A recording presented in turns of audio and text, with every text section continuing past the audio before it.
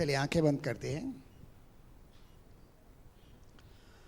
पवित्र पिता परमेश्वर प्रभु यीशु मसीह के महान और सामर्थी नाम से दिल से आपका धन्यवाद करते हैं। सारा आदर और महिमा हम आपको देते हैं कि आपने हमारी तमाम स्तुति आराधना और धन्यवाद और जय की बेटों को इन तमाम स्तुति आराधना के गीतों के द्वारा स्वीकार किया। पिता आपका दिल से धन्यवाद है।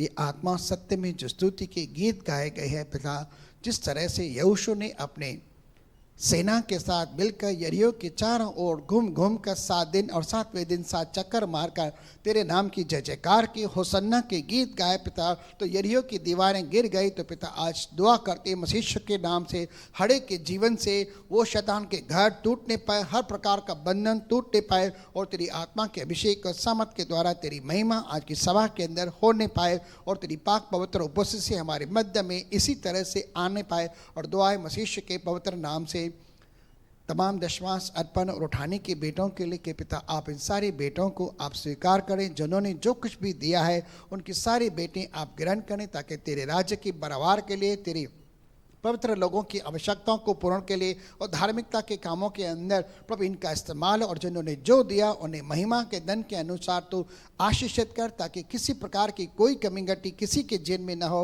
और आज जिन्होंने न भी बोया पिता, हम उनके लिए भी दुआ करते हैं कि उन्हें भी आप बीज उपलब्ध कराएं और मसीह के नाम से, ताकि वे भी तेरे राज्य के अंदर बोकर एक महान कटनी को काटें और किसी के जीवन के अंदर न कर्ज हो, न मर्ज हो, न ब्याज हो, न बट्टा हो, न बारा हो, लेकिन हर प्रकार का अनुग्रह, हर तरह की आशीष, हर तरह की बरकत हो।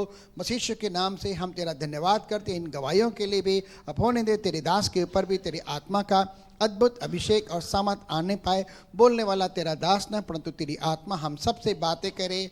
और जैसे शास्त्र में लिखा है, जिनके कान हो वह सुन ले कि आत्मा कलीसिया से क्या कह रही है। पिता सारी कलीसिया तेरे वचनों को सुनने के लिए अपने कानों को खोल रही है, और पवित्र आत्मा आप हमसे जो कहना चाहे हम सुनने के लिए तैयार है, ताकि तेरी महिमा तेरे शब्द के द्वारा हमारे जीवन के अंदर होने पाए।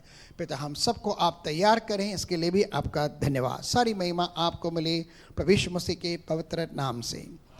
एक जोरदार ताली देंगे परमेश्वर के नाम की महिमा के लिए। और भाई हर्ष गलानी जी का हम परमेश्वर के वेदी के ऊपर स्वागत करते हैं।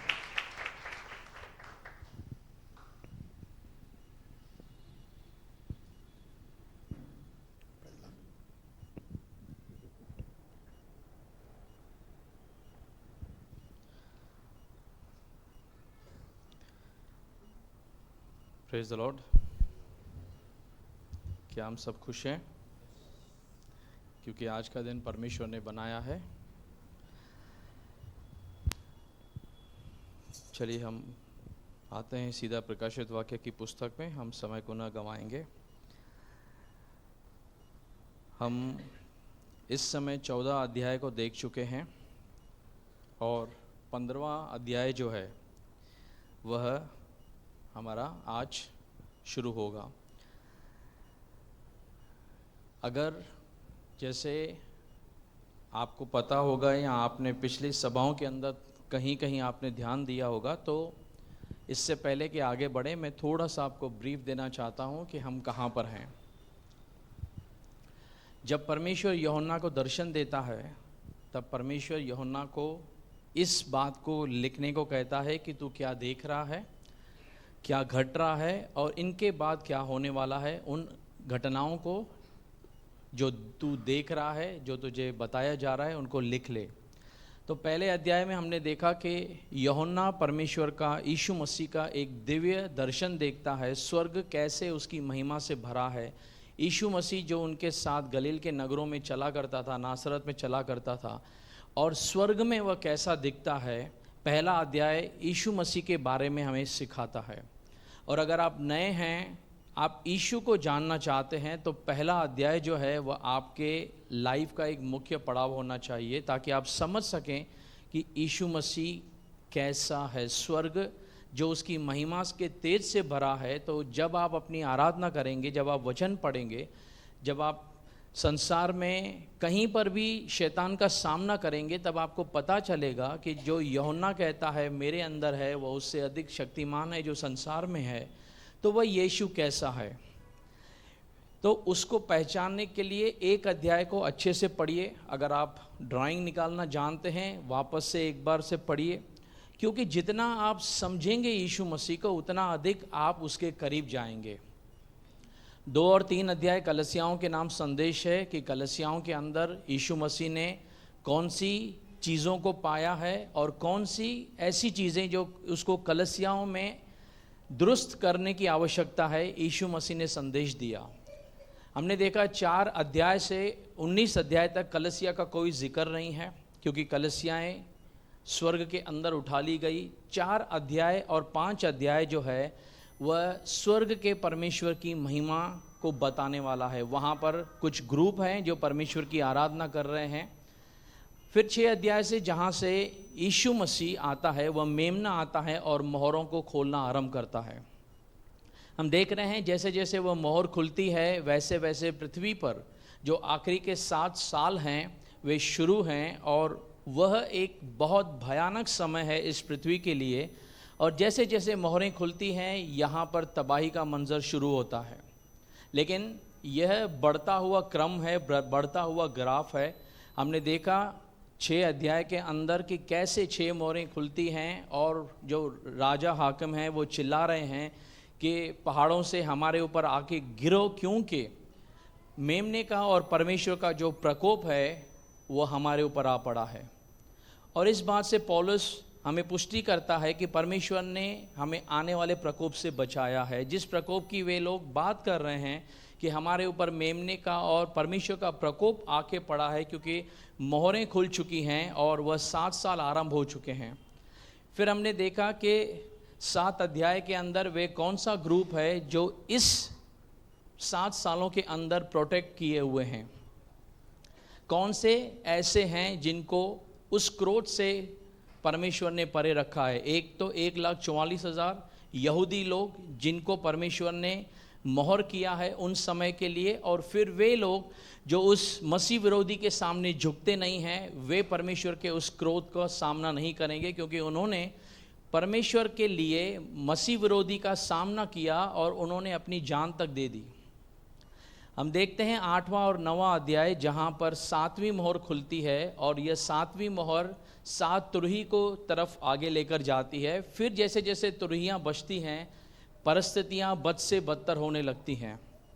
लेकिन जब आखिरी 3 तुरही बाकी थी तब एक करूब हवा में उड़ते हुए संदेश देता है कि जो पृथ्वी पर रहने वाले हैं इन आखिरी 3 विपदा के कारण उनके ऊपर हाय हाय हाय।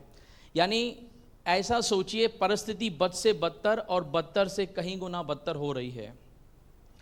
हमने देखा जैसे 5वीं तुरही बजती है क्या होता है। हमने सीखा कि टिंडियाँ जो हैं वे डंक मारने के लिए आती हैं और उनके पास 5 महीनों तक मनुष्य को क्या है, डंक मारने का अधिकार दिया गया है। 6वीं तुरही बजती है, हमने देखा कि पृथ्वी की 1/3 आबादी नष्ट हो जाती है। और ऐसे पड़ाव तक हमने फिर आगे देखा कि 10 अध्याय के अंदर कि जब यूहन्ना आता है उसे क्या दिखाई पड़ता है। उसे एक पुस्तक दी जाती है, उसके बारे में बताया जाता है।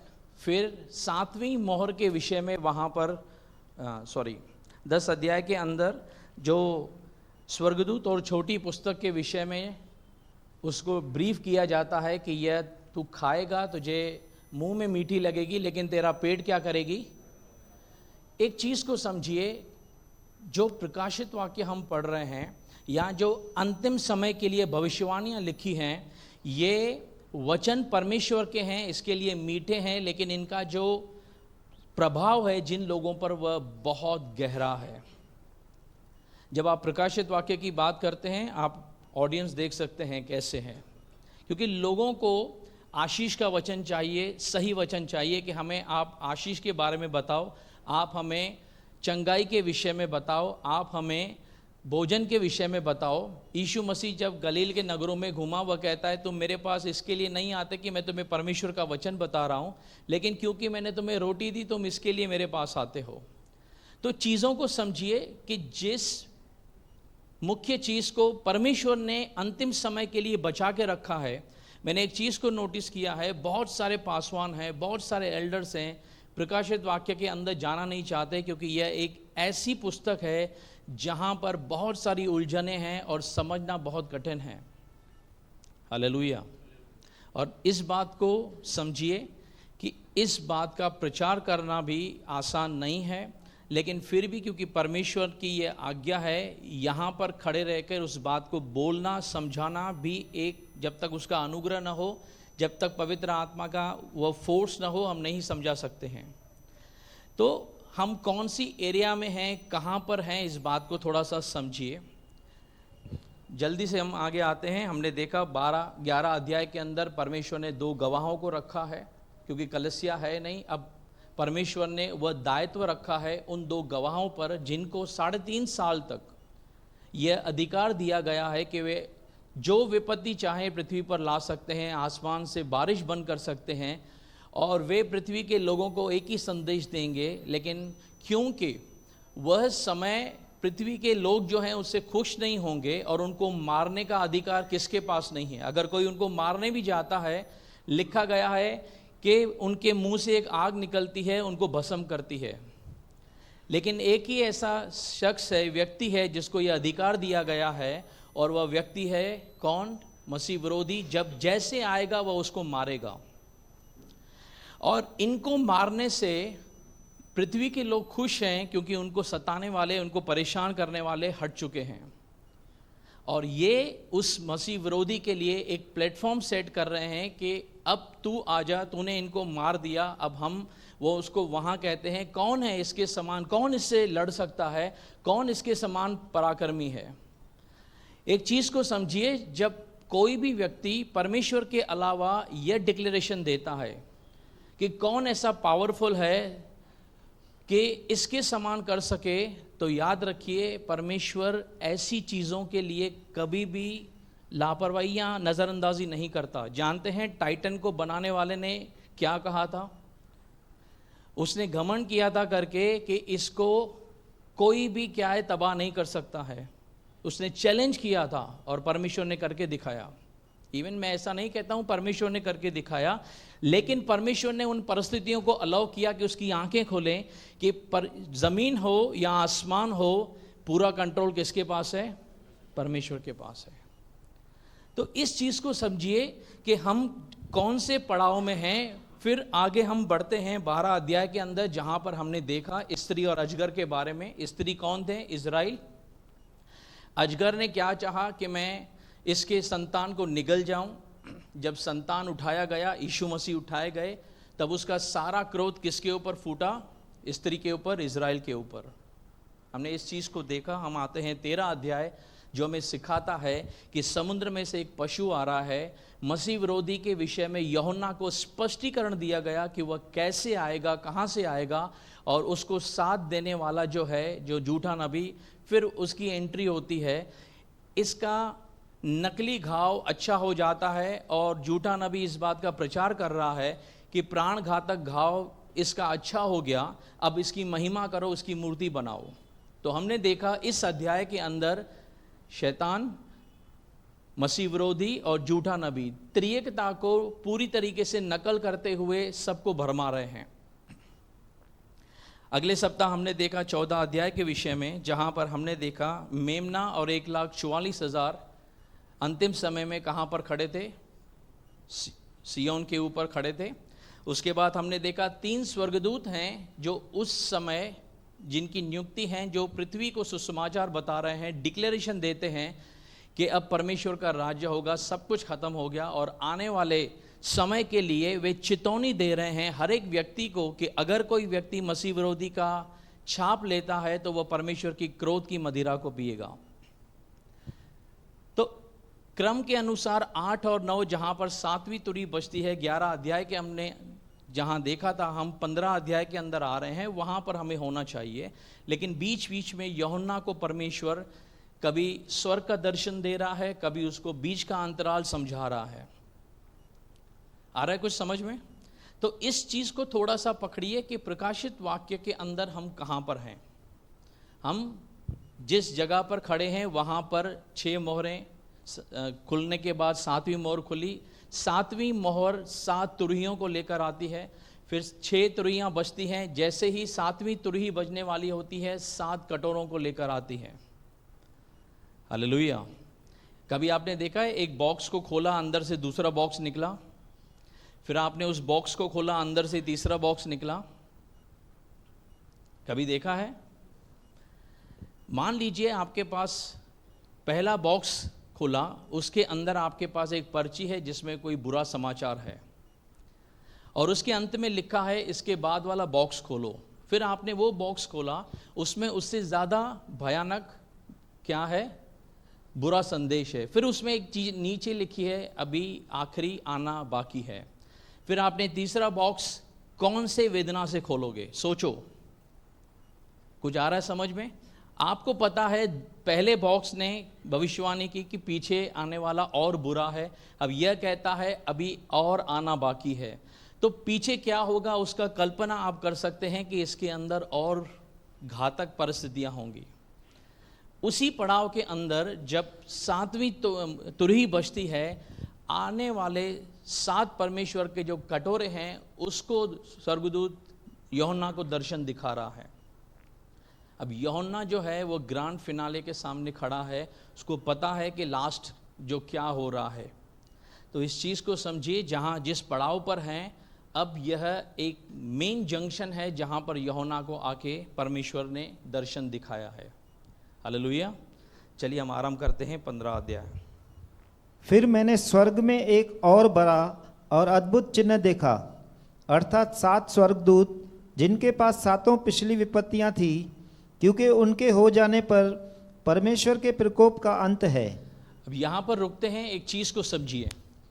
क्या लिखा है? मैंने स्वर्ग में एक बड़ा और अद्भुत चिन्ह देखा। इंग्लिश में पढ़िए क्या लिखा है? And I saw another sign in heaven, great and marvellous.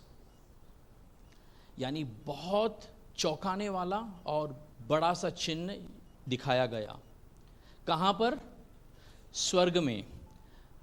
अर्थात 7 स्वर्गदूत जिनके पास 7 पिछली विपत्तियां थी, हाँ, जिनके हो जाने पर परमेश्वर के प्रकोप का क्या है? क्या है? अब एक चीज को समझिए, यहां पर मार्वलस शब्द जहां दिया गया है, यूहन्ना को जब संदेश दिया गया, क्योंकि मैंने आपको क्या बताया, आपने एक बॉक्स खोला, उसके अंदर दूसरा बॉक्स है, आपको पता नहीं है, लेकिन जैसे आपने चिट्ठी पढ़ी, उस बॉक्स को खोलने को कहा गया, फिर तीसरा बॉक्स को खोलने के लिए कहा गया, लेकिन उसके बाद एक नीचे लेटर है, यह आखिरी बॉक्स है। तो आपको पता है इसके बाद कोई और अंदर बॉक्स नहीं होने, यानी ये जो है वो फाइनल है। यूहन्ना जब इस चीज़ को समझता है कि यह लास्ट पड़ाव है करके, तब उसे क्योंकि अब तक वो बहुत कुछ देख कर आया है और उसे पता है कि उसका राष्ट्र कौन से पड़ाव से होकर गुजरेगा। और ये एक किसी भी मसीह के लिए या एक यहूदी के लिए बहुत दुखद बात है कि परमेश्वर ने जो प्यार करता है, जो संभालता है, उसने एक ऐसा समय डिज़ाइन किया है, क्योंकि इस समय में भी इजराइलियों के लिए और पृथ्वी के लोगों के लिए उसने कुछ न कुछ अच्छी बातें या उनकी भलाई सोचते हुए इस चीज़ को उन्होंने अलाउ किया है, ताड़ना दिया है। तो जब यूहन्ना इस चीज़ को देखता है, कहाँ देख रहा है? स्वर्ग में। उसके सामने क्या है? 7 स्वर्गदूत हैं। लेकिन इससे पहले वापस आइए 11 अध्याय में, उसका 15 से थोड़ा पढ़िए ताकि आप समझ पाएं यह कहाँ से सीन स्टार्ट हुआ है और कहाँ तक हम आए हैं। और जब 7वें दूत ने तुरही फूंकी, हाँ, ध्यान से सुनिए, जब 7वां दूत तुरही फूंक रहा है, तो स्वर्ग में इस विषय के बड़े बड़े शब्द होने लगे कि जगत का राज्य हमारे प्रभु का और उसके मसीह का हो गया। जैसे ही 7वें स्वर्गदूत ने तुरही फूंकी, मैंने आपको बताया था कि करूब ऊंचा घूम के क्या कर रहा है? हाय हाय और हाय। लेकिन यहां पर जैसे 7वीं तुरही फूंकती है, पहले पृथ्वी का मंजर नहीं, स्वर्ग का मंजर यूहन्ना को दिखाया जा रहा है। इसीलिए जब वह स्वर्ग में देखता है, उसे क्या दिखाई पड़ता है? वहां पर एक घोषणा हो रही है कि जो जगत का राज्य है वह किसका हो रहा है? परमेश्वर का और मसीह का हो गया। यानी स्वर्ग से एक घोषणा हो रही है कि अब सारा जमीन जो है वह किसका है? अधिकार किसका है? परमेश्वर का। क्यों जानते हैं? क्योंकि हमने पढ़ा था कि पृथ्वी के लोगों के लिए हाय, क्योंकि देख तेरे पास पूरी ताकत के साथ शैतान और उसके दूत गिराए गए हैं। अंतिम 3.5 सालों के लिए उनको नीचे धकेला गया है, चले जाओ, क्योंकि स्वर्ग से उनका सारा पावर, सारी एग्जिस्टेंस, उपस्थिति को ख़त्म कर दिया गया। स्वर्ग यानी एक एरिया जहाँ पर शैतान को अनुमति है, स्पेस जिसको हम कहते हैं। क्योंकि अय्यूब की पुस्तक में लिखा है कि एक बार जब परमेश्वर के पुत्र प्रभु के सामने उपस्थित होने वाले थे, उस जगह पर शैतान भी आया। तो शैतान को किसी एरिया तक जाने की परमिशन है, लेकिन इन सालों के अंदर उसको वहाँ से भी निकाला गया। तो शैतान का सारा पावर कैंसिल किया गया है और अब परमेश्वर घोषणा कर रहा है कि जो कुछ पृथ्वी पर है वह किसका है? उसका और उसके पुत्र का। एक चीज़ बताइए, 2000 साल पहले जब यीशु मसीह क्रूस पे चढ़ाए गए, उन्होंने क्या कहा? सब कुछ। फिर यहाँ पर 2000 साल के बाद में, ये क्योंकि ये चीज़ें हुई नहीं हैं, अब होने वाली हैं, अब परमेश्वर क्यों डिक्लेयर कर रहा है कि अब राज्य मेरा हो रहा है पृथ्वी का? क्या अब उसका राज्य नहीं है? बोलिए, है? यीशु मसीह ने अपने चेलों को क्या प्रार्थना करना सिखाया? हे हमारे पिता तू जो स्वर्ग में है, तेरा नाम, तेरा राज्य, यीशु ने सिखाया तेरा राज्य आए। आप प्रार्थना करते हैं कि नहीं? तो अगर यहां पर उसका राज्य है तो हम प्रार्थना क्यों करते हैं? आ रहा है समझ में? हम जिस राज्य की प्रार्थना करते हैं उसका यह है कि उसका सारा कंट्रोल उसके पास है, जहां यीशु मसीह अपने लोगों के साथ राज्य करेगा। यीशु इस समय नहीं है, वह स्वर्ग में है, लेकिन वह वापस आएगा और जितने सारे उसके लोग हैं जो बचाए जाएंगे, कलीसिया है, इज़राइल से जब आएंगे इन 60 साल समाप्त होने के बाद, उसके बाद 1000 साल का जो वर्ष है, उसके अंदर यीशु मसीह और हम सब राज्य करेंगे। आ रहा है समझ में? क्योंकि इब्रानियों का लेखक कहता है कि उसका विश्राम बाकी है। परमेश्वर ने 6 दिन में क्या किया? सृष्टि को बनाया। 7वें दिन क्या किया? पृथ्वी को इस समय कितना साल हुए बने हुए? 6000 साल। तो 1000 साल एक दिन के बराबर है, पतरस कहता है। तो 6000 साल कितने दिन के बराबर हुए? तो 7वां दिन बाकी है कि नहीं? और एक दिन बाकी है, यानी 1000 वर्ष बाकी है, जिसके लिए बाइबल बताती है। तो हमारे लिए इब्रानियों का लेखक कहता है 4 अध्याय में कि परमेश्वर के लोगों के लिए विश्राम में जाना बाकी है। समझ रहे हैं? इसीलिए लिखता है कि तुमको डरना चाहिए, क्योंकि उनको भी हमारे समान, या क्या कहते हैं कि सुसमाचार बताया गया, लेकिन वचन उनके हृदय में बैठा नहीं। किसके हृदय में? इजरायलियों के विषय में। जब वे मिस्र से बाहर आए थे और वे नाश हो गए जंगल में, तो लिखने वाला हमें चेतावनी देता है कि ऐसा न हो कि तुम भी उनके समान बनो, जिन्होंने सुना लेकिन उनके ऊपर चले नहीं, इसके लिए जंगल में नाश हो गए। तो जो तुम्हारे पास लिखा है उसको मानना। ऐसा न हो कि उन्होंने नहीं माना, उनकी अज्ञानता के कारण, आज्ञा न मानने के कारण वे नाश हो गए। तो तुम इस बात को एग्जाम्पल देखते हुए क्या करना? अपने सामने चेतावनी के रूप में रखना। तो मेरे और आपके लिए कहाँ जाना बाकी है? विश्राम में। चलना है विश्राम में? चलना है कि नहीं? क्योंकि बाइबल कहती है वहाँ भेड़ और भेड़िया एक साथ में चरेंगे। वहाँ भेड़िया भेड़ को फाड़ेगा नहीं। हालेलुया। तो एक सुंदर समय आना बाकी है, लेकिन उससे पहले यह भयानक मंजर आना बाकी है।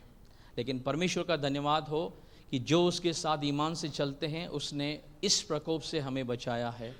चलिए हम देखते हैं कि उस समय उसको क्या दिखाई पड़ता है। 7वें दूत ने तुरही फूकी तो स्वर्ग में उसे घोषणा दिखाएगी कि जगत का राज्य प्रभु का और मसीह का हो गया। आगे, और वह युगान युग राज्य करेगा, और 24 प्राचीन जो परमेश्वर के सामने अपने अपने सिंहासन पर बैठे थे, मुंह के बल गिरकर परमेश्वर को दंडवत करके यह कहने लगे कि हे सर्वशक्तिमान प्रभु परमेश्वर, जो है और जो था, हम तेरा धन्यवाद करते हैं कि तूने अपनी बड़ी सामर्थ्य काम में लाकर राज्य किया है। और अन्य जातियों ने क्रोध किया और तेरा प्रकोप आ पड़ा, और वह समय आ पहुंचा है कि मरे हुओं का न्याय किया जाए। ध्यान से सुनिए, वह क्या कहता है? अन्य जातियों ने क्रोध किया और तेरा क्या आ गया है? तेरा प्रकोप आ पड़ा है, और वह समय आया है कि मरे हुओं का न्याय किया जाए, और तेरे दास भविष्यवक्ताओं और पवित्र लोगों को और उन छोटे बड़ों को जो तेरे नाम से डरते हैं बदला दिया जाए, और पृथ्वी के बिगाड़ने वाले नाश किए जाएं। अब एक बड़े समय को छोटे शब्द में लिख के डाल दिया गया है कि परमेश्वर बता रहा है, उसको बताया जा रहा है कि क्या होने वाला है। जो लोग तेरे लोग हैं उनका न्याय किया जाए, उनको विश्राम के अंदर या तेरे पास बुलाया जाए, और जिन्होंने पृथ्वी को बिगाड़ा है उनको दंड दिया जाए। ये 7वीं तुरही जब फूकी जा रही है, यह संदेश उसे सुनाई दे रहा है। ध्यान से समझिए आगे। और परमेश्वर का जो मंदिर स्वर्ग में है, हाँ, यहाँ पर रुकना है। परमेश्वर का मंदिर कहाँ है? स्वर्ग में। वह खोला गया, उसको खोला गया, और उसके मंदिर में उसकी वाचा का संदूक दिखाई दिया। मंदिर में क्या दिखाई दिया? वाचा का संदूक। मैंने आपको पूछा था कि वाचा का संदूक कहाँ होना चाहिए था, क्योंकि जब परमेश्वर ने मूसा को मिलाप वाला तंबू दिया था, वह उसको बताया गया था कि जो स्वर्ग के अंदर मंदिर है उसका नीचे जो है एग्जैक्ट कॉपी है, रेप्लिका है, उसको वैसे ही बनाना है जैसे परमेश्वर ने उसको बताया था। और उसके अंदर वाचा का संदूक था। वाचा के संदूक में क्या क्या होता था? मूसा ने जो 10 आज्ञाएं दी, वह पत्थर की पट्टियां जो थी करके, वह भी वापस उसको लिखना पड़ा था, और हारून की छड़ी उसके अंदर थी।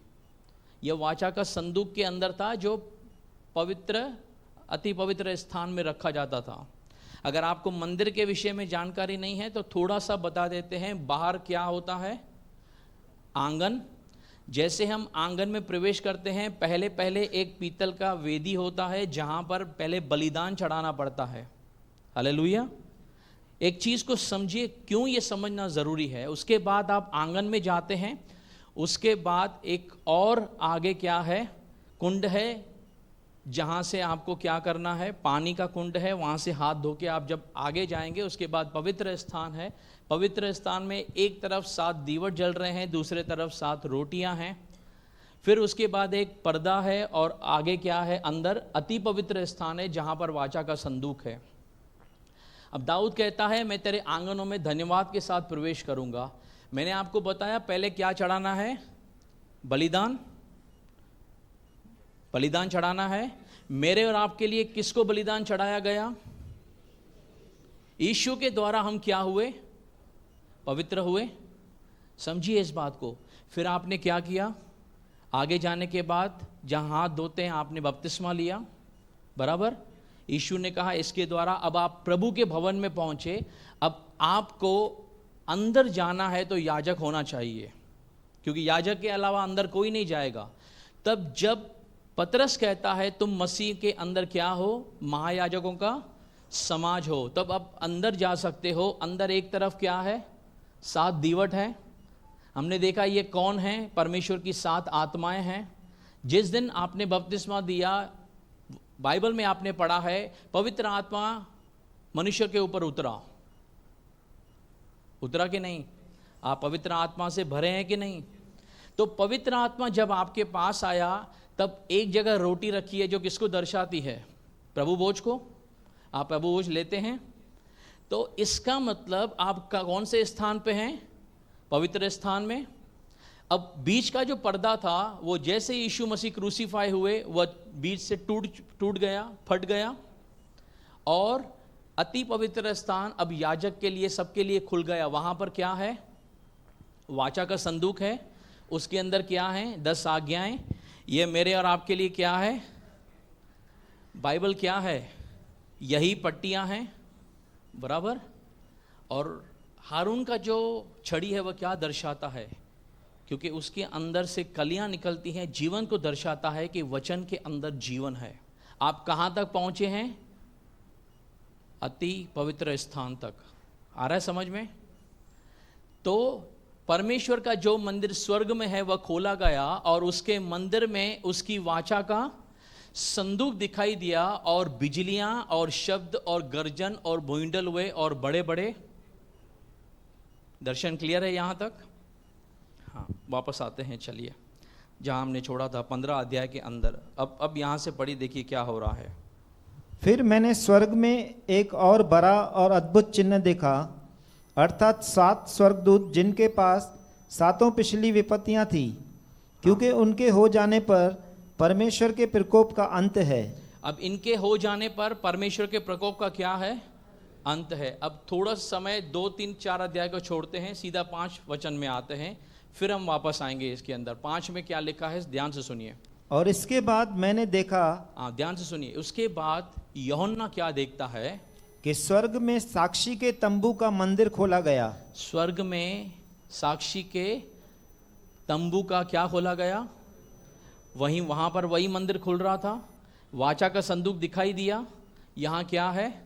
वही साक्षी वाचा, यानी जो हम गवाही देते हैं, वही गवाही का तंबू दिखाई दिया उसे। आ रहा है समझ में? सेम चीज को हम मिला रहे हैं आगे। और वे 7 स्वर्गदूत जिनके पास 7 विपत्तियां थी, शुद्ध और चमकती हुई मणि पहने हुए, छाती पर सुनहले पटके बांधे हुए मंदिर से निकले। ध्यान से सुनिए, देखिए क्या हो रहा है। जैसे उसने देखा कि वाचा का संदूक जो है, जहां पर परमेश्वर का वचन है, परमेश्वर की उपस्थिति है, जब जैसे वो मंदिर खोला गया, उसके बाद उसको दिखाई पड़ता है वहां से कौन बाहर आ रहे हैं? 7 स्वर्गदूत जिनका जिक्र किया गया है, चमकती हुई मणि पहने हुए हैं, सुनहरे उनको पटुए बांधे हुए हैं। उनके हाथ में क्या है? क्या है? 7 विपत्तियां लिखा है, जिनके पास 7 विपत्तियां थी। अब थोड़ा सा सोचिए कि जैसे मंदिर खुलता है जहां पर वाचा का संदूक है, वहां से 7 स्वर्गदूत कदम बाहर निकालते साथ में आ रहे हैं, और यूहन्ना उनको देख रहा है कि क्या हो रहा है। आगे, और उन 4 प्राणियों में से एक ने उन 7 स्वर्गदूतों को परमेश्वर के, जो युगान युग जीविता है, प्रकोप से भरे हुए 7 सोने के कटोरे दिए। अब ये प्राणी कौन है? अगर आप पिछला सभाओं को अच्छे से सुने हैं तो आपको पता होगा कि यीशु का जहाँ पर सिंहासन था, उसके चारों तरफ कितने प्राणी हैं? 4 प्राणी हैं, जिनकी जो करूब के समान दिखते हैं, जिनका मुंह जो है वह सिंह के समान है, और उनके, और जो इज़िकेल पत्री के अंदर भी जो उनका क्या कहते हैं बयान दिया गया है, डिस्क्रिप्शन दिया गया है, उसके विषय में समझते हैं। और जैसे हमने इस बात को देखा था कि जब मोहरें खुल रही थी, पहली मोहर खुली, दूसरी मोहर खुली, तीसरी, चौथी, तो इन प्राणियों ने पहली मोहर पे जोर से चिल्लाया था कि वह घोड़ा आता है, फिर दूसरे ने चिल्लाया तो दूसरा घोड़ा आता है। यानी ये परमेश्वर के सामने एक खास स्थान को क्या करते हैं? डिजर्व करते हैं। उनकी एक खास परमेश्वर के सामने स्थान है, और ये खास किरदार निभा रहे हैं। जैसे ही वे 7 स्वर्गदूत आते हैं, एक प्राणी उनमें से क्या करता है? आगे बढ़ता है। उसके पास 7 कटोरे हैं। क्या लिखा गया है? स्वर्गदूतों के वापस पढ़िए। 4 प्राणियों में से एक ने उन 7 स्वर्गदूतों को परमेश्वर के, जो युगानुयुग जीवित है, प्रकोप से भरे हुए क्या दिए? 7 कटोरे। इंग्लिश में लिखा है with the full of wrath. अब इनके हाथों में एक एक कटोरा दिया गया। आगे, और परमेश्वर की महिमा और उसकी सामर्थ्य के कारण मंदिर धुएं से भर गया, और जब तक उन 7 स्वर्गदूतों की 7 विपत्तियां समाप्त न हुई, तब तक कोई मंदिर में न जा सका।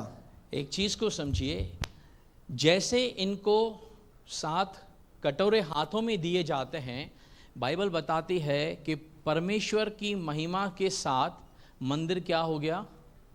धुएं से भर गया। थोड़ा सा सोचिए, ये क्या है? क्या वहाँ पर जैसे आजकल शादियों में कोई ऐसा फॉग लगा देता है, कोई स्वर्गदूत आके फॉग लगाया क्या? नहीं ना। जब हम पढ़ रहे थे, हमने पढ़ा था 9 अध्याय के अंदर कि पवित्र लोगों की प्रार्थनाएं जो हैं, स्वर्गदूत ने उसको क्या किया? खड़ा किया, तो वह धुएं के समान किसके पास गई? परमेश्वर के पास गई। हम गीत गाते हैं ना, विनती आराधना ऊपर जाती है उत्तर लेकर। तब जब वह सारी प्रार्थनाएं जो हैं, जो परमेश्वर के पास हम करते हैं, और जहां पर परमेश्वर है, आप एक चीज को समझिए, जब सीने पहाड़ पर मूसा गया था और जब वापस लौटा था, तब इजरायली उसका चेहरा तक नहीं देख पा रहे थे, क्योंकि उसका सिर के ऊपर इतना तेज था जो इजरायली नहीं देख सके, और उन्होंने क्या किया, उसके ऊपर एक कपड़ा डाल दिया। इसके विषय में पौलुस कहता है, वह तेज जो घटने वाला था, जब उसका तेज इतना है, तो हमारा परमेश्वर जो तेजोमय है, उसका तेज कितना होगा। हालेलुया। जिस परमेश्वर के कारण मूसा को तेज मिला, इजरायली वह नहीं देख सके, तो परमेश्वर के पास कितना तेज होगा, जरा सोचिए। हालेलुया। और जब आप और मैं उसके साथ बैठते हैं प्रार्थना में या संगति के अंदर, मूसा को जो मिला था वह परमेश्वर मुझे और आपको ट्रांसफर करता है। हालेलुया। तो आपके पास परमेश्वर जो है वह पर्याप्त मात्रा में है, वचन पर्याप्त मात्रा में है। यह अंतिम समय में हम जी रहे हैं, इसका पूरा लाभ उठाइए। क्योंकि दाऊद कहता है कि मैं कब्र में जाने के बाद परमेश्वर तेरा आभार नहीं मान सकता, धन्यवाद नहीं कर सकता हूँ। इसीलिए जब तक हम जीवित हैं, प्रतिदिन एक चीज़ याद रखिए, परमेश्वर ने जो आपके जीवन में भलाइयाँ की हैं वह सिमरण कीजिए। भले सालों पहले की हों, लेकिन उसको सिमरण कर करके ढूंढ के निकालिए और परमेश्वर का धन्यवाद कीजिए। एक चीज़ बताइएगा, अगर आप बड़े हैं, आपके बच्चे हैं, एक दिन आपका बच्चा आपको आके सिर्फ इतना बोलता है कि मम्मी मुझे एक दिन याद आ रहा है जिस दिन मैंने आपने खाना बनाया और मैंने ऐसा कुछ मस्ती किया, प्लेट नीचे गिर गई, आपको वापस से खाना बनाना पड़ा था, पता नहीं क्यों मैं बैठा था, मुझे परमेश्वर ने कहा जाके माँ का धन्यवाद कर, और मैं आपके पास आया हूँ धन्यवाद करने के लिए। अगर आप एक माँ हैं, उस समय मैं जितना समझता हूँ शायद आपकी आंखों में आंसू आएंगे, क्योंकि आपका बेटा उस प्यार से आपका धन्यवाद करने को आया है। आपको फिर वह चीज़ नहीं याद रहेगी उसने क्या किया था, आपको यह याद रहेगा कि अब अगर वह यह भी कर रहा है, इसके लिए मतलब कि वह आपसे प्यार करता है। मान लीजिए कोई पिता है, आपका बच्चा आपके पास आता है, वह कहता है कि मैंने बहुत गलतियां की हैं, मुझे पता है कि मैं कहीं कहीं पर गिरा, लेकिन मुझे एक चीज़ भी याद आती है कि आपने कभी मेरा हाथ नहीं छोड़ा करके। आप क्या कहेंगे, उसको नसीहत देंगे उस टाइम पे, कि आप उसको गले लगा लेंगे? गले लगाएंगे, चाहे उसने कितनी भी गलतियां की हों। एक चीज़ को समझिए, परमेश्वर जो है वह यही चाहता है कि उसकी संतान जो है वह उसका धन्यवाद करती रहे, और स्तुति हो, आराधना हो, यह एक हमें दिया गया हथियार है जिसके द्वारा हम परमेश्वर की क्या करते हैं, आराधना करते हैं। तो आपके पास अब तक मौका है परमेश्वर का आभार मानने का, धन्यवाद करने का, पिता के जिसने अपने आप को बलिदान देकर मुझे और आपको छुड़ाया है। तो इस मौके को नहीं गवाइए। वह केवल हृदय से आराधना करने वाले को जानता है, सच्चे आराधकों को ढूंढता है। आप कितने अच्छे गीत गा सकते हैं इसको नहीं ढूंढता, आप सच्चे आराधक हैं यह ढूंढता है। इसका मतलब यह नहीं है कि आप कौन से भी सुर में आके गाएं, यह अलग विषय है। लेकिन आप जब घर पे हैं, आप यहाँ पर हैं, कलीसिया में आप बैठे रहते हैं, तो केवल यहाँ पर जो लोग खड़े हैं उनकी जिम्मेदारी नहीं है आराधना करने की, मेरी और आपकी जिम्मेदारी है हम परमेश्वर को आराधना दें। हालेलुया। क्योंकि याद रखिए, जब हम परमेश्वर को धन्यवाद करना आरंभ करते हैं, तब मैंने एक आर्टिकल पढ़ा था, स्वर्ग के अंदर जो है वह क्या होने लगता है, स्वर्ग के अंदर कह रहा हूँ, नरक के अंदर। एक बार एक आर्टिकल में पढ़ रहा था, एक व्यक्ति को एक दूत जो है वह अधोलोक के सामने लेकर गया और जाकर वहाँ खड़ा किया, और उसने बोला अब मज़ा देखना है। तो उसने कहा हाँ, क्योंकि इंटरटेनमेंट सबको अच्छा लगता है। उसने कहा आहिस्ता से केवल ऐसा बोलना, यीशु। कैसे? बहुत धीरे से बोलना, जीसस। और उसने बोल दिया एक बार, और जैसे उसने बोला करके वहाँ पर जैसे भूइंडोल होने लगा, और जो दुष्ट आत्माएं थी वो यहाँ वहाँ भागने लगी, करने लगी, क्योंकि उनके कानों में वह नाम पड़ा जो जिससे वे डरते हैं। जानते हैं दुष्ट आत्माएं जिसके अंदर सेना थी, उन्होंने यीशु से क्या कहा, हमें समय से पहले दुख न दे, हमें उन सूअरों के झुंड में भेज दे। आप अगर इसका स्टडी में जाएंगे आपको पता चलेगा क्यों उन्होंने कहा था समय से पहले हमें दुख न दे, क्योंकि वे जानते थे यीशु का पावर क्या है। हालेलुया। तो जब आप यीशु का नाम लेते हैं आपको पता होना चाहिए उस नाम में कितना पावर है। यही एक अध्याय के अंदर यूहन्ना ने देखा और वह मूर्छित होकर गिर पड़ा करके। हम गीत गाते हैं, यशायाह ने देखा तुझे टापू पर मुर्दों सा गिर पड़ा तेरे चरणों पे। प्रभु के साथ इनकाउंटर में जाइए। मैं किसी को प्रमोट नहीं करता हूँ, लेकिन मुझे जॉयल ऑस्टिन का एक लास्ट में सेंटेंस अच्छा लगता है। एक बाइबल आधारित चर्च में जाइए, परमेश्वर को पहला स्थान दीजिए, वह आपको कमाल की जगहों पर लेकर जाएंगे। तो परमेश्वर आपका प्रायोरिटी है। आप उस स्थान पे जाएंगे जहाँ पर शायद आपने कभी सोचा नहीं है करके। वो मनुष्य के द्वारा दिया गया स्थान नहीं, वो परमेश्वर के द्वारा दिया गया स्थान है। तो परमेश्वर के साथ बैठिए। हम जहाँ पर हैं, जिस पड़ाव में हैं, समझिए हम कौन से एरिया में काम कर रहे हैं करके। हालेलुया।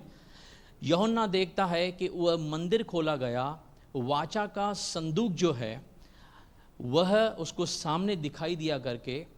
अब एक चीज़ को समझिए, पुराने नियम के अंदर जब याजक जाता था तब वह क्या करता था, लहू लेके अंदर जाता था और पर सब लोगों के लिए क्या करता था, वह माफ़ी मांगता था, एक बिछवाई करता था।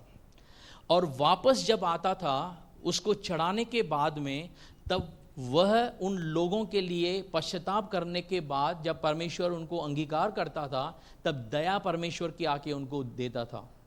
समझ रहे हैं?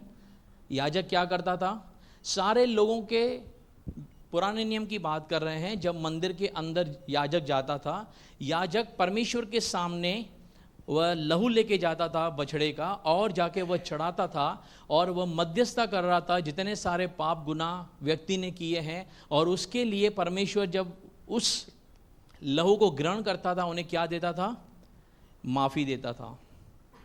आया समझ में? तो एक चीज़ बताइए, यहाँ क्या लिखा है, गवाही का वाचा का संदूक, यह क्या है? यह क्या है? वचन है। वचन बचाता भी है और मारता भी है, लिखा है ना। वह दोधारी तलवार के जैसा है, वह काटता भी है और बहाल भी करता है। तो एक चीज़ को समझिए, परमेश्वर जो है, यह वचन जो है, जब आप परमेश्वर के पास जाते हैं यह गवाही देता है। जब शैतान जो है ना, अगर कोई व्यक्ति यीशु मसीह के पास आता है तब शैतान इस बात की गवाही देता है ये पापी है। या हम जब कोई गलती करते हैं, जब पाप करते हैं, तब इस बात का हमारे ऊपर मोहर लगता है कि ये अपराधी है, ये पापी है। तब पौलुस कहता है यदि तुम में से कोई गलती करे तो इस बात को समझना कि आज भी परमेश्वर के पास हमारे लिए कौन है, मध्यस्थ है, वकील है, लिखा है। तब हम उससे प्रार्थना करते हैं तो वह हमें क्या देता है बदले में? क्या देता है? माफ़ी देता है। तो यही जो वाचा का संदूक है, इसको बाइबल के अंदर जगहों पर क्या दिया गया है, द सीट ऑफ मर्सी करके दिया गया है। और वह संदूक जो माफ़ी का संदूक है, इसको अलग अलग जगहों पर बताया गया है। समझ में आया क्यों? जहाँ पर वह गवाही दे रहा है इसका मतलब वह दोष लगा रहा है, जहाँ पर वह माफ़ी दे रहा है इसका मतलब परमेश्वर ने क्या किया है। यह वचन आपको दोष लगाता है, यही वचन आपको जीवन देता है। 10 आज्ञाओं में क्या लिखा है? तो यह न करना, यह न करना, यह न करना, और आपने किया तो क्या होगा? लिखा गया है तू चोरी न करना, हत्या न करना। लेकिन किसने चोरी की तो यह वचन उसको क्या दिखाएगा? आप कौन हैं? अपराधी हैं? बोलिए। यह वचन क्या दिखा रहा है आपको? आपके विरुद्ध गवाही दे रहा है कि आप अपराधी हैं। लेकिन जैसे आपको माफ़ी मिल गई तो क्या लिखा है? यदि आज भी हम उसके सामने अपराधों को मान लें तो उसका लहू आज भी हमें माफ़ करने के लिए विश्वास योग्य और सच्चा है। वही वचन आपको वापस से बहाल करता है। तो एक चीज़ को समझिए कि जब यूहन्ना को यह संदूक दिखाई दिया, यूहन्ना के लिए एक इम्पॉर्टेंट पड़ाव था जहाँ पर परमेश्वर ने सारा सिस्टम रखा था। उसी मंदिर में से 7 स्वर्गदूत आते हैं और एक प्राणी आकर क्या करता है, उनके पास 7 कटोरों को दे रहा है। और जैसे यह देता है मंदिर परमेश्वर की महिमा से भर जाता है। हम गीत गाते हैं ना, मंदिर यीशु से भर गया, मन मेरा खुशियों से भर गया। यहाँ से वह गीत आया है। आ रहा है समझ में क्या हो रहा है? हालेलुया। चलिए अब एक चीज़ को थोड़ा समझिए। यहाँ पर हमने देखा, यूहन्ना ने कुछ देखा, लेकिन वापस आते हैं हम 2 वचन के अंदर, क्योंकि हमने 2 वचन छोड़ दिया था, 2, 3, 4। अब यहाँ पर देखते हैं, एक ग्रुप हमने देखा, अब यहाँ पर हम दूसरे ग्रुप के विषय में सीख रहे हैं क्या हो रहा है यहाँ पर। और मैंने आग से मिले हुए कांच का सा एक समुद्र देखा। एक आग से मिला हुआ क्या देखा उसने? कांच का सा, यानी कांच के जैसे चमकने वाला समुद्र। हालेलुया। आगे। और जो उस पशु पर और उसकी मूरत पर और उसके नाम के अंक पर जयवंत हुए थे, उन्हें उस कांच के समुद्र के निकट परमेश्वर की वीराओं को लिए हुए खड़े देखा। अब एक चीज़ को समझिए, क्योंकि 7 मोहरें जो हैं वह खुल चुकी हैं, 6 तुरहियां बज चुकी हैं, और अभी तक पृथ्वी की आधी आबादी क्या है? चली गई है। क्योंकि हमने पढ़ा है इस बात को, अगर आप पिछले सभाओं में ध्यान से आपने सुना होगा तो 2 पड़ाव थे, जहां पर पहला 1/4, उसके बाद 1/3 पृथ्वी की पॉपुलेशन क्या हो गई? मर गई। यानी इस समय तक ऑलरेडी परमेश्वर का न्याय आरंभ हो चुका है और मसीह विरोधी सामने रुका हुआ है, और वह सबको बोल रहा है करके, मेरा मार्क लो वरना मैं तुम्हें मार डालूंगा। और जो इस बात को समझते हैं, क्योंकि स्वर्गदूत घूमकर इस बात का प्रचार करता है कि अगर तुम इसका मार्क लोगे तो परमेश्वर की मदिरा को पियोगे, क्रोध की मदिरा को, इसीलिए तुम इसके मार्क को नहीं ले सकते हो। लेकिन मसीह विरोधी कहता है अगर यह मार्क नहीं लिया तो क्या होगा? तुम्हें कुछ खाना नहीं मिलेगा, तुम्हें कुछ, कोई भी तुम ट्रांजैक्शन नहीं कर सकते। किसी के पास जाओगे वो कहेगा पहले मार्क दिखाओ, नहीं तो कोई खाने की वस्तु नहीं दूंगा। अब ऐसे परिस्थितियों में पृथ्वी की हालत क्या है? लेकिन उसके बावजूद भी वे लोग जो उसका मार्क नहीं लेते हैं, वह उनको पकड़कर क्या करता है? मारता है। और यह लोग जो हैं, ये परमेश्वर के कारण मरना पसंद करते हैं कि हम शैतान के सामने नहीं झुकेंगे। एक वचन को पढ़िए ज़रा, 12 अध्याय का 11 वचन पढ़िए। प्रकाशित वाक्य 12 अध्याय का 11 पढ़िए। और वे मेमने के लहू के कारण और अपनी गवाही के वचन के कारण उस पर जयवंत हुए। हाँ। और उन्होंने अपने प्राणों को पीड़े न जाना, यहाँ तक कि मृत्यु भी सह ली। हाँ, क्या गवाही दी जा रही इनके लिए? ये किसके कारण? यीशु मसीह के लहू के कारण। मेमना कौन है? यीशु मसीह। यीशु के लहू के कारण और अपनी गवाही के वचन के कारण किस पर जयवंत हुए? उस पर, यानी मसीह विरोधी पर। यानी वे उसके सामने झुके नहीं। उन्होंने क्या किया? गवाही दी कि तू मसीह विरोधी है, और जिसको हमने नहीं पहचाना था वही सच्चा परमेश्वर है। इसलिए वह क्रोध से भरकर इनको मारता है, और उन्होंने अपने प्राणों को प्रिय नहीं जाना, यहाँ तक कि क्या है? मृत्यु भी सह ली। हमने अगले मीटिंग में देखा था, वहाँ पर एक घोषणा की गई थी, लिख ले अब से जो मरते हैं वे मसीह में धन्य कहलाए जाएंगे। अब से, यानी जो 3.5 साल शुरू हो रहे हैं, अगर अब कोई मरता है तो वह धन्य गिना जाएगा, क्योंकि उसे स्वर्ग मिलने वाला है। ये वे लोग हैं जो मसीह विरोधी के सामने झुके नहीं हैं कि हम नहीं तेरे सामने घुटने टेकेंगे, अगर हमारी जान जाना चाहती है तो चली जाए। और ऐसे लोग जो हैं, जो उस समय होंगे, जो 2 गवाह प्रचार करते हैं, 1,44,000 यहूदी लोग प्रचार कर रहे हैं। स्वर्गदूत आकाश में प्रचार कर रहा है कि सच्चे परमेश्वर को छोड़ तुम इस मसीह विरोधी या शैतान या उस झूठे नबी की बातों में नहीं सुन सकते। उस समय ये वे लोग हैं जो वे उसको विरोध करते हैं और जान तक गंवाते हैं।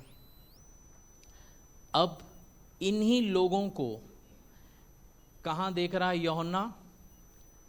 परमेश्वर के सामने, उस कांच के सामने। वापस आइए,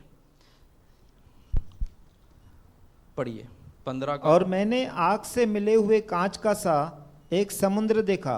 अब सुनिए, बाइबल जहाँ पर समुद्र बताती है, अमूमन समुद्र को एक समुदाय के रूप में बाइबल प्रेजेंट करती है। जहाँ पर समुद्र है यानी एक ऐसी बड़ी भीड़ जो है, प्रकाशित वाक्य का कुछ टर्म्स हैं ट्रांसलेट करने के, उसी हिसाब से एक बड़ा सा समुदाय को दर्शाती है। अगर हम वापस जाएंगे 4 अध्याय में, वहाँ पर भी हमने देखा था कि परमेश्वर के सामने क्या है, एक जहाँ पर पहला अध्याय में डिफरेंशिएट बताया गया था, उसके सामने भी यूहन्ना को एक बड़ा सा समुद्र दिखाई दिया था। लेकिन यहाँ पर जो समुद्र है उसमें एक खास बात है। क्या लिखा है? मैंने आग से मिले हुए। किससे? किससे? क्यों आग से लिखा गया है जानते हैं? क्योंकि ये लोग पृथ्वी पर पीड़ा सह के आए हैं। समझ रहे हैं? इन्होंने जान गंवाई है, इन्होंने लहू बहाया है। इसीलिए यह दिखा रहे हैं कि यह आग के समान जलते हुए समुदाय को बताने के लिए, क्योंकि वह जो समुदाय है वह अलग है और यह जहाँ से आए हैं यह दूसरा ग्रुप है, जहाँ को बाइबल ट्रांसलेट करती है कि आग से मिला हुआ। आग से मिला हुआ यानी दुख से भरा हुआ जो है, संकट से निकला हुआ एक ग्रुप है जो उसको दिखाई पड़ता है, जो उस पशु पर और उसकी, पढ़िए ब्रदर आगे, और जो उस पशु पर और उसकी मूरत पर और उसके नाम के अंक पर जयवंत हुए थे। यानी उन्होंने ना तो पशु के सामने घुटने टेके, ना ही उन्होंने उसका मार्क लिया। आगे, उन्हें उस कांच के समुद्र के निकट परमेश्वर की वीराओं को लिए हुए खड़े देखा। अब वह सामने देख रहा है कि ये सब लोग खड़े हैं, इनके हाथों में क्या है? क्या है? वीणाएं हैं। इसका मतलब क्या कर रहे हैं? आराधना। वीणाएं क्यों बजाते हैं? म्यूजिक के लिए। चलिए आगे पढ़िए।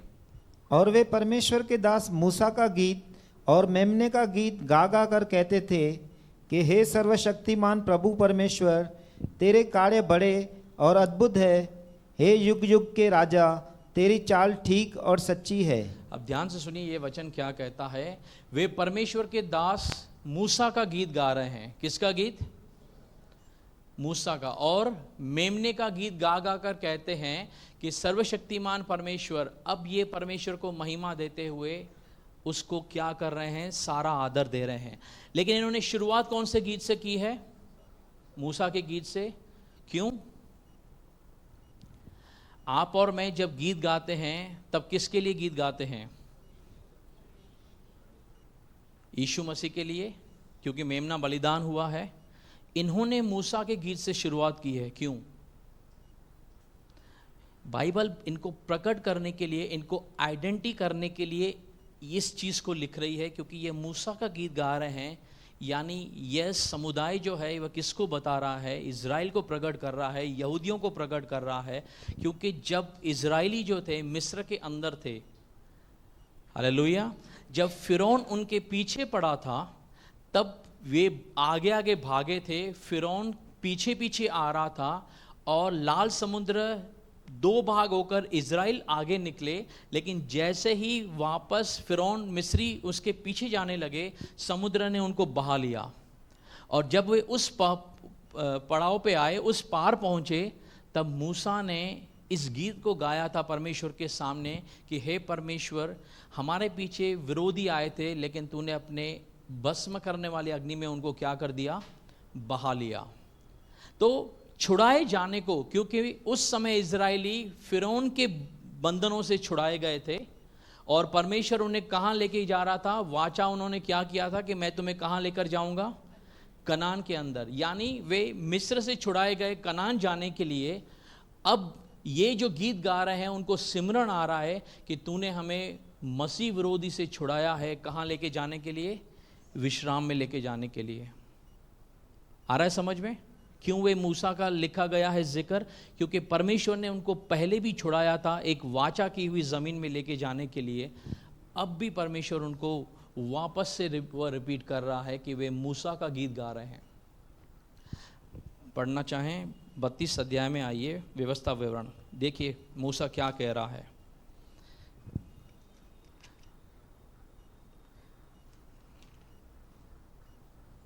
चार पद पढ़िए, मूसा का गीत सुनिए, मूसा क्या कहता है।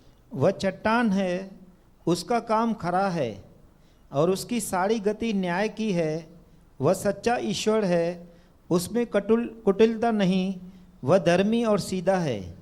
एक चीज़ को समझिए, इन लोगों ने जो इस समय है, इन्होंने प्रभु को पहले नहीं जाना था, इसीलिए ये उस महाक्लेश में गए। लेकिन जब वहाँ से परमेश्वर ने इनके लिए रास्ता बनाया, जब ये वापस परमेश्वर के पास पहुँचते हैं, इनके मुख से ये शब्द आ रहे हैं कि तू चट्टान है और तेरे काम खड़े हैं, उसकी सारी गति कैसी है? न्याय की है। वह सच्चा परमेश्वर है, उसमें कुटिलता नहीं, और वही धर्मी है और निष्कपट है। परमेश्वर की महिमा कर रहे हैं कि परमेश्वर तूने हमारे लिए क्या किया है। चलिए थोड़ा आगे पढ़ते हैं, इसी को थोड़ा समझेंगे आपकी यहाँ क्या हो रहा है। 22 पद पढ़िए, इसी का 22, ध्यान से सुनिए क्या लिखा गया है। 2-4 वचन को समझेंगे तो आपको पता चलेगा उनके गीतों के अंदर कौन से शब्द हो सकते थे। क्योंकि मेरे कोप की आग भड़क उठी है, जो पाताल की तह तक जलती जाएगी, और पृथ्वी अपनी उपज समेत भस्म हो जाएगी, और पहाड़ों की नेवों में भी। ब्रदर 21 पद से पढ़ लीजिए। उन्होंने ऐसी वस्तु मानकर जो ईश्वर नहीं है, मुझ में जलन उत्पन्न की। ध्यान से सुनिए, जो वो मुंह से बता रहे हैं कि परमेश्वर हमने तुझे छोड़ दिया था, हमने दूसरे चीज़ों को समझा कि वह परमेश्वर है। आगे, और अपनी व्यर्थ वस्तुओं के द्वारा मुझे रिस दिलाई। तुमने व्यर्थ वस्तुओं के द्वारा क्या दिलाई? परमेश्वर को रिस दिलाई। आगे, इसीलिए मैं भी उनके द्वारा जो मेरी प्रजा नहीं है, उनके मन में जलन उत्पन्न करूंगा, हाँ, और एक मूढ़ जाति के द्वारा उन्हें रिस दिलाऊंगा। परमेश्वर उनको पहले ही बता चुका है कि जब तुम मुझे छोड़ोगे तब क्या होने वाला है। यह मूसा गीत गा रहा है, और इसी गीत को रिप्रेजेंट किया जा रहा है कि तुमने अज्ञानता में आकर मुझे छोड़ दिया, मुझे रिस दिलाई। आगे चलिए। क्योंकि मेरे कोप की आग भड़क उठी है। क्या भड़क उठी है? मेरे कोप की आग भड़क उठी है, जो पाताल की तह तक जलती जाएगी, हाँ, और पृथ्वी अपनी उपज समेत भस्म हो जाएगी, और पहाड़ों की नेवों में भी आग लगा देगी। यही 7 साल को दर्शाया जा रहा है कि क्या हो रहा है इस पृथ्वी पर। चलिए आगे। मैं उन पर विपत्ति भेजूंगा, और उन पर मैं अपने सब तीरों को छोड़ूंगा। क्या हो रहा है इस समय? इज़राइल के ऊपर भी परमेश्वर क्या भेज रहा है? क्योंकि होशे में लिखा है कि जब वे संकट में जाकर मुझे पुकारेंगे तब उनकी आंखें खुलेंगी। हालेलुया। आज तक इज़राइल की आंखें बंद हैं, वे नहीं समझ पाए हैं कि यीशु मसीह उद्धारकर्ता परमेश्वर है, और उनकी आंखें खुलना ज़रूरी है। इसीलिए परमेश्वर उन्हें कठिन समय से लेके जा रहा है। हालेलुया। समझ में आ रहा है? परमेश्वर जो है वह अपने डरवैयों को अच्छी चीज़ें देना जानता है, लेकिन परमेश्वर अगर कोई नाश के गड्ढे में जा रहा है तो उसको थोड़ा सा कठिनाई देके उसको वहाँ से खींचना भी जानता है। एक चीज़ मुझे बताइए, आपको पता है कि कोई भी आपका पहचान वाला या आपका बच्चा जो है वह सामने खतरा है। थोड़ा सा समझ लीजिए, मान लीजिए आप कहीं पर जा रहे हैं और आपका बच्चा या आपका कोई भी फैमिली मेंबर रोड क्रॉस कर रहा है, और आपने अचानक से देखा गाड़ी आ रही है। अब आपको पता है मैं उसको खींच नहीं सकता हूँ। आप एक काम कर सकते हैं, पूरी तेज़ी के साथ उसको लात मार सकते हैं जैसे वह उस तरफ चला जाए। तो आपने क्या किया? उसको मारा? बोलिए, क्या किया? बचाया। लेकिन उसको लगा तो सही ना? लेकिन जो आपने किया वो उसके फायदे के लिए था। यह 7 साल में परमेश्वर ने जो इनके लिए कठिन समय रखा है वह इसीलिए है ताकि यह मृत्यु से, जो दूसरी मृत्यु है, उससे बच जाएं। आ रहा है समझ में परमेश्वर का प्लान? लेकिन लगेगा तो सही ना? लेकिन परमेश्वर ने जितने लोग उसके साथ सामने मसीह विरोधी के सामने झुकते नहीं है, वह उनको अपने तरफ से प्रोटेक्शन भी दे रहा है। तो इस गीत को आप घर में पढ़िए, अपने हिसाब से पढ़िए, क्योंकि मैं अगर और आगे आपको बताना चाहूँगा तो इस गीत के अंदर बहुत सारी चीज़ें हैं। चलिए 30 पद को पढ़ लीजिए एक बार।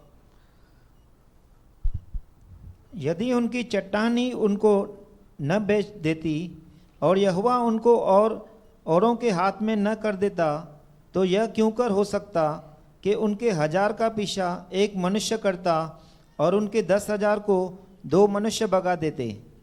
ब्रदर 43 में आइए, चलिए लास्ट वचन पढ़ते हैं। हम समझिए मूसा का गीत में वे क्या प्रभु को बोल रहे थे। हे अन्य जातियों, उसकी प्रजा के साथ आनंद मनाओ, क्योंकि वह अपने दासों के लहू का पलटा लेगा और अपने द्रोहियों को बदला देगा और अपने देश और अपनी प्रजा के पाप के लिए प्रायश्चित देगा। वो बताना चाहते हैं कि परमेश्वर तू हमारे ओर से लड़ेगा करके। इब्रानियों का लेखक कहता है 10 अध्याय के 30 में कि पलटा लेना परमेश्वर का काम है, परमेश्वर पलटा लेगा। हालेलुया। और बाइबल कहती है परमेश्वर के हाथों में पड़ना भयानक चीज़ है करके। तो यह 7 साल जो हैं, ये परमेश्वर ने इन 6000 सालों में मनुष्य ने जो कुछ किया है वह उसके अंतिम पड़ाव में है। परमेश्वर बताना भी चाहता है कि अगर आप इससे बाहर आना चाहते हैं, मैंने एक रास्ता रखा है, और अगर आप नहीं आते हैं, क्योंकि हमने देखा कि जब मसीह विरोधी का प्राणघातक घाव चंगा होता है तब पृथ्वी के लोग इस बात से आनंद करते हैं, वे घोषणा करते हैं कौन इसके समान है और कौन है जो इससे युद्ध लड़ सकता है। हालेलुया। वे किसकी महिमा कर रहे हैं? मसीह विरोधी की, कि कौन है जो इससे युद्ध कर सकता है और कौन है जो इसके समान सामर्थी है। और आने वाले सभाओं में आप देखेंगे परमेश्वर इनको आके जवाब देगा करके कि देखो जो तुमने कहा था कौन सामर्थी है और कौन इसको हरा सकता है।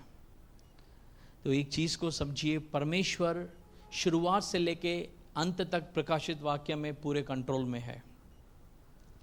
यह यीशु मसीह का प्रकाशित वाक्य है, ये यूहन्ना का प्रकाशित वाक्य नहीं है। तो जो हम पढ़ रहे हैं उसको इसके लिए दिया गया, ताकि हमने क्या पढ़ा था, इसको पढ़ने वाला आशीषित है, इसको सुनने वाला आशीषित है, जो कुछ इसमें लिखा है उसको मानने वाला आशीषित है। तो यह जब हम स्टडी कर रहे हैं, परमेश्वर अलग तरीके से आशीषें देता है करके। तो एक चीज़ को समझिए, हम जहाँ पर ये इन चीज़ों को सुन रहे हैं, हो सकता है कुछ चीज़ें, क्योंकि अगर आप बाइबल के पुराने नियम से ज़्यादा जानकारी नहीं रखते हैं या प्रकाशित वाक्य नहीं पढ़ा हुआ है, लेकिन एक चीज़ को याद रखना, जब बच्चा किसी भी स्टैंडर्ड में जाता है ना, उसे कुछ भी नहीं आता। बराबर, आपका बच्चा 2nd में हो, 3rd में हो, 10th में हो या 15वीं कक्षा में हो, वह जो पहले पढ़ के आया है उसे वह पता है, लेकिन जो अब उसके आगे है वह नहीं पता। मानते हैं? मानते हैं कि नहीं? लेकिन क्या आप उसको क्लास में भेजना बंद कर देते हैं? अगर बंद कर देंगे तो क्या होगा, उसकी पढ़ाई वहीं तक स्टॉप हो जाएगी। तो जो आज तक नहीं पढ़ा है उसको समझना चालू कीजिए, क्योंकि यह किताब जो है यह मेरे और आपके लिए दी गई है ताकि हम इसको आगे बढ़ें, इसको समझें। हालेलुया। चलिए, मैं समझता हूँ हमने प्रकाशित वाक्य को जहाँ छोड़ा था वहाँ तक कंप्लीट किया। वापस आइए 15 अध्याय में।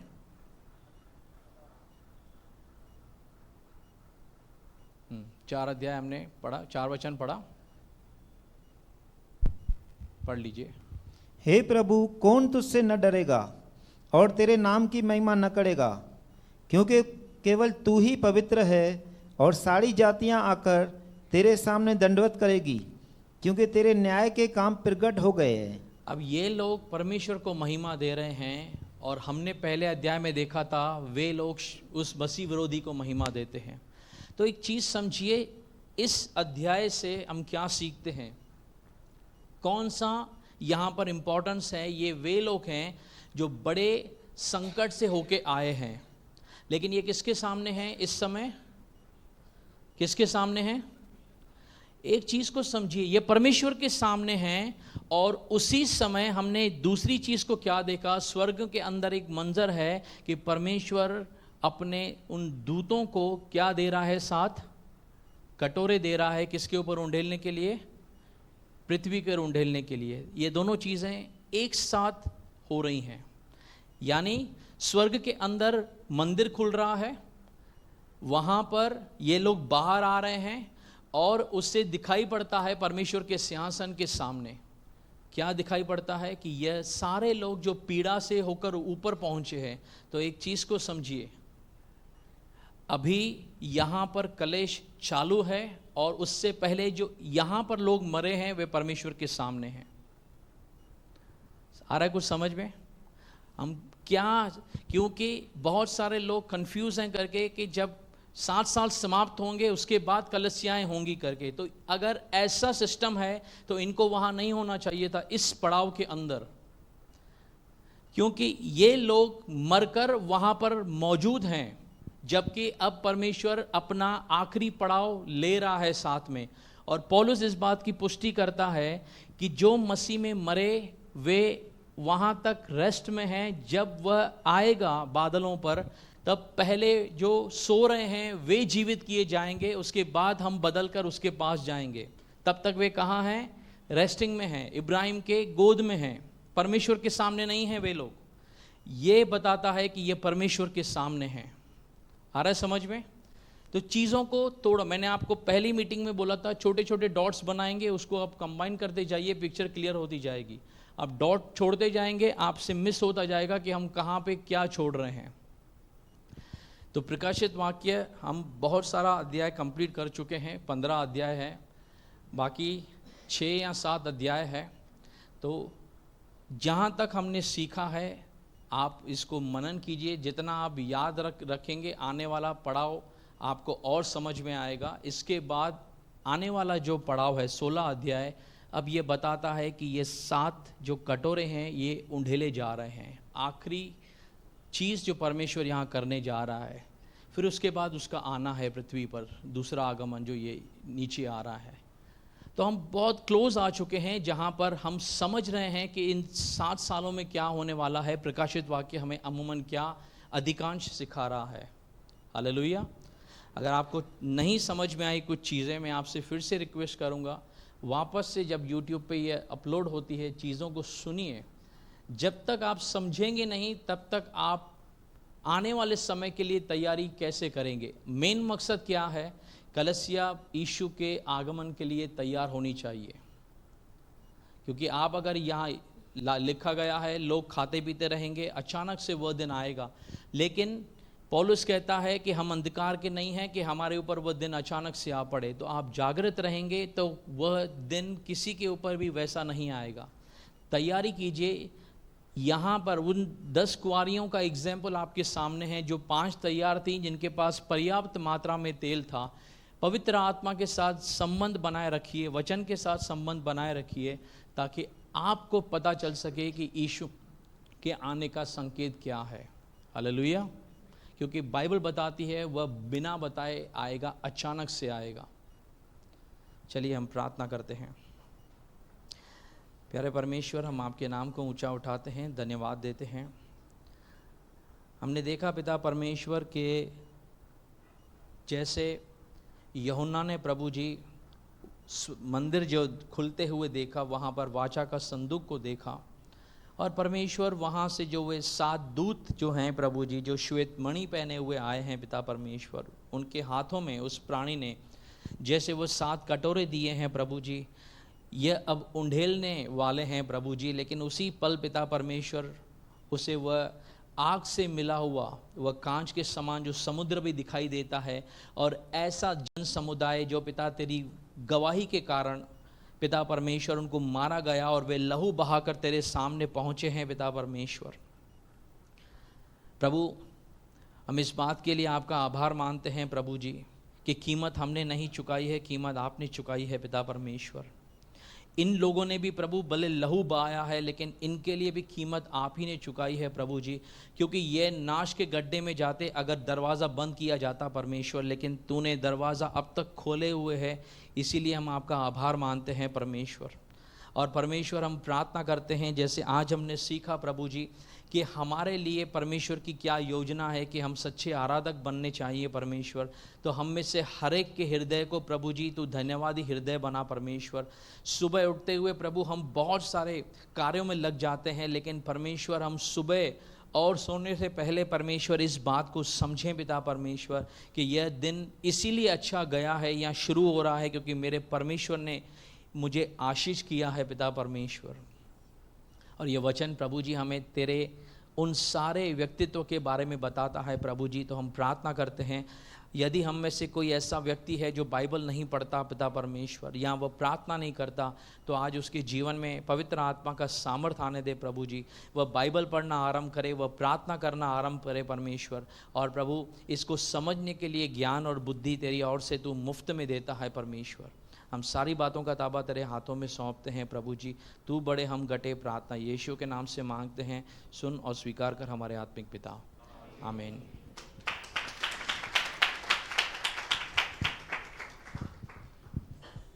हालेलुया। चलिए 2 मिनट के लिए आंखें बंद करते हैं। वैसे आज कोई अनाउंसमेंट नहीं है।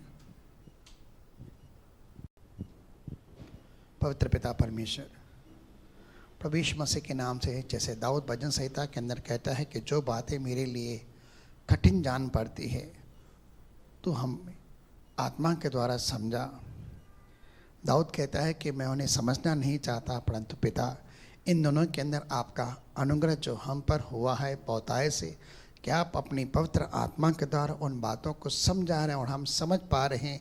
हम दिल से दुआ करते हैं कि प्रभु हम भीतर से और बाहर से प्रभु तेरी महिमा के लिए इस तरह से पवित्र बनने पाएँ प्रभु यीशु मसीह के नाम से। जब तू आए हम तेरे आगे निर्दोष पाए जाएं और हम अपने आप को हर तरह से तैयार करें प्रभु यीशु मसीह के पवित्र और सामर्थी नाम से, ताकि हमारे जीवनों के अंदर किसी प्रकार का दोष पाया न जाए, लेकिन पूर्ण विश्वास के साथ हम तेरे साथ स्वर्गीय स्थानों के अंदर उठाए जाएं, क्योंकि तेरा आना निकट है पिता। और हम पूरी कलीसिया मिलकर दुआ करते हैं कि पिता हमें पूरी तरह से तेरे लहू में पवित्र कर, तैयार कर और श्वेत और पवित्रता और धार्मिकता के वस्त्रों से शोभायमान कर, जिनके ऊपर मसीह के लहू के छिड़के हैं पिता। हम दुआ करते हैं, सीटे हैं, हम दुआ करते हैं कि उसी के साथ उस शादी के पर्व में जो परमेश्वर के पुत्र प्रभु यीशु मसीह के शादी का न्योता है उसके अंदर जाकर प्रवेश कर पाएँ और पिता सदा काल के लिए तेरी इबादत करते रहे। हम उन 5 कुंवारियों के समान न बने जिन्होंने